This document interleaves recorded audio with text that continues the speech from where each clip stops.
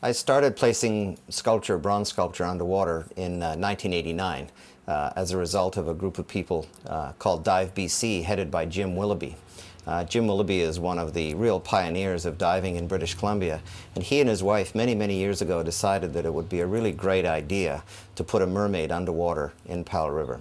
Jim came to me in 1986 and asked me if I could create a mermaid to put under there, and 3 years later we placed the original. It became quite obvious that placing sculpture underwater isn't just a bit of a crazy idea by eccentric artists, but actually is very good for the local diving industry. We were just sitting around with a group of friends talking about, okay, what's the next good idea that will be visually evocative and also stand for something. And that's where the concept of the oceans need looking after came from, and they need a guardian. Every cause needs a champion. So we just hoped that the guardian of the reef will become the champion of the cause to look after the ocean and improve our responsibility as stewards of the marine environment. We immediately got into discussing someone standing on guard like a sentry, and we looked at sort of sentries over the centuries, if you like, and we went further and further back, and visually what really worked with it was some Greco-Roman body armor and helmets, and that sort of evolved into, okay, what kind of creature will the guardian morph into? And because of the nature of seahorses and the fact that they're very territorial, they have a tail that will curl around anything so that we can actually, because you have to think of the practical sides as well, so how do we actually anchor this creature to the seabed?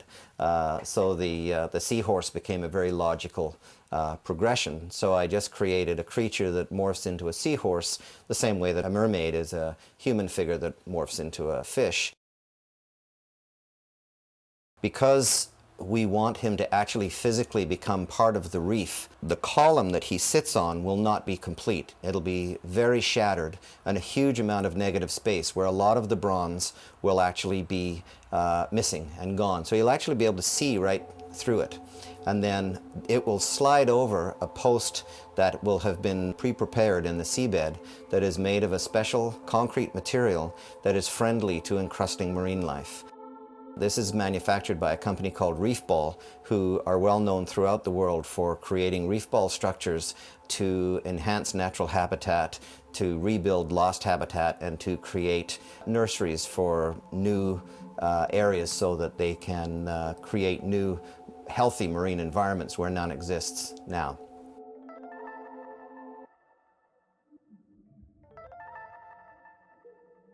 One of the goals for my underwater sculptures are to create focal points for people to dive in near beautiful natural reefs.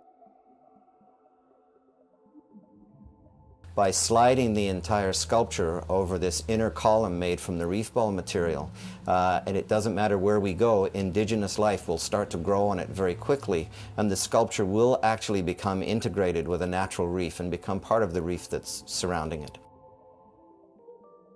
A couple of years ago, Brent Mayle from the Diving Industry Association of British Columbia came to me and said, we need another sculpture. And at that time, I had already started on creating the rough sketch of the guardian of the reef. We fleshed the idea out.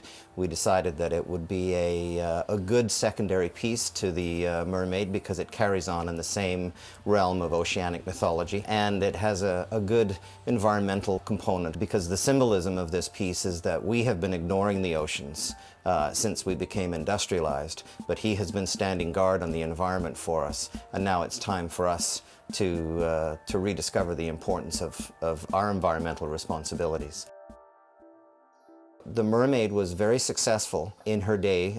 We're coming up to the 16th anniversary, but the marketing focal point on that, it sort of reached its zenith, and then it sort of started to fade away, and there's really no need for that to happen. She was probably put down 10 years before her time as far as the industry being ready to fully take advantage of something like that. So what the Diving Industry Association of BC is hoping is that this guardian will come at the right time and will become a springboard to take British Columbia once again and market it to the world.